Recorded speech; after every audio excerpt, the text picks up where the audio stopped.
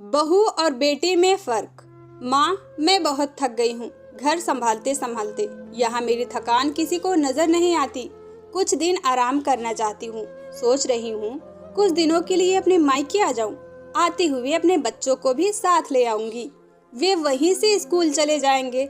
आखिर एक ही शहर में ससुराल और मायका होने का कुछ तो फायदा मिले।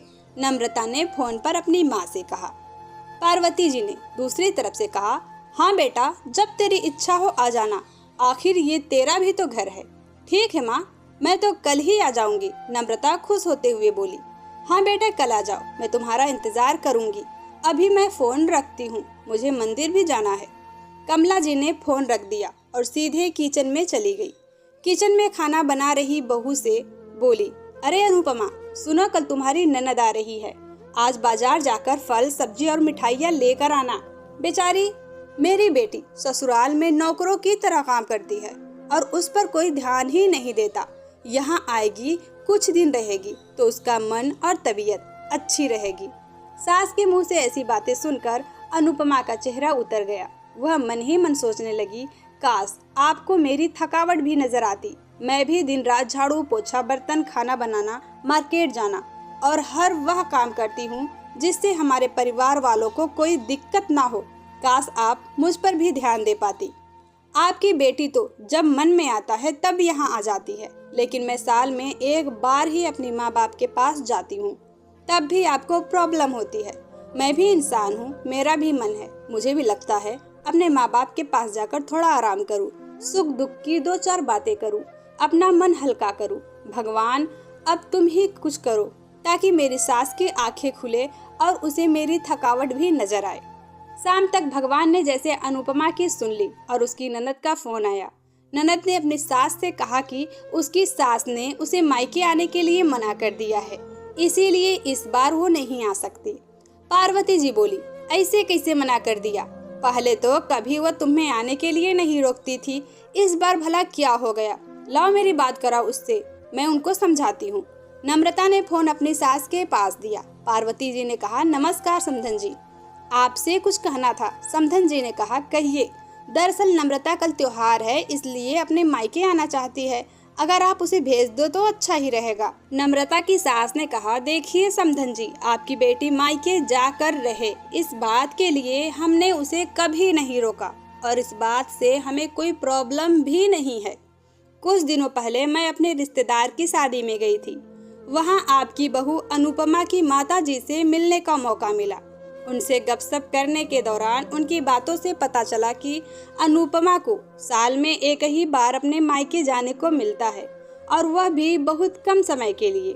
मुझे लगता है आपको पहले अनुपमा को उसके मायके भेज देना चाहिए और वह जब मायके होकर जाएगी तो मैं नम्रता को आपके पास भेज दूंगी। एक बहुत जरूरी बात जो मुझे लगता है आपको समझ लेनी चाहिए कि आपको अपनी बहू को भी बेटी की तरह या बेटी से भी ज्यादा प्यार देना चाहिए। उसे भी मायके जाने की इच्छा होती होगी। हो सकता है नम्रता के वहां आने से उसकी आवभगत करने के लिए आप उसे उसके मायके नहीं भेजती होंगी, या फिर वह आपसे कुछ कहने से भी डरती हो। अगर आप उसको घर में ही कैद रखेंगी तो एक दिन ऐसा आएगा जब वह आपके खिलाफ बोलने लगेगी, फिर वह आपकी सुनेगी भी नहीं और जब चाहे तब अपने मायके जाएगी। ऐसी परिस्थिति आए, इससे अच्छा है कि आप ही कुछ बदलाव अमल में लाए जिससे आपका रिश्ता और रिश्ते की मिठास खराब ना हो। पार्वती को अपने समधन के हर एक शब्द में सच्चाई नजर आई। उन्हें महसूस हुआ कि उन्होंने अपनी बेटी के प्यार में अंधे होकर कभी भी अपनी बहू के मन का विचार नहीं समझा। उन्होंने हमेशा ही अपनी बेटी को अपने बहू से ऊपर रखा। दूसरी तरफ नम्रता भी अपनी भाभी के बारे में ही सोच रही थी।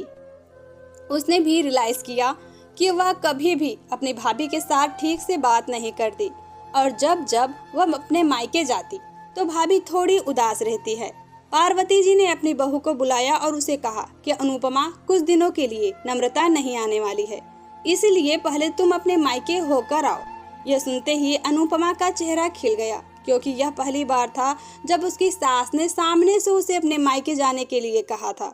अगले दिन अनुपमा अपने मायके गई और इस बार एक दो दिन नहीं, पूरे हफ्ते भर रहकर आई। अपने माँ बाप से, अपने रिश्तेदारों से मिलकर आई और जब वो लौटकर आई तो उसका चेहरा खिला हुआ था, उसकी आंखें चमक रही थी।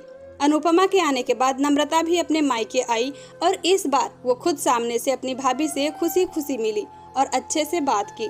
नम्रता ने अपनी माँ बाप से बात करके उन्हें भी अच्छे से समझने में मदद की कि वह कहीं न कहीं अनुपमा के साथ गलत व्यवहार कर रहे थे। दूसरी तरफ अनुपमा अपने ससुराल वालों के बदले रवैया से बहुत खुश थी।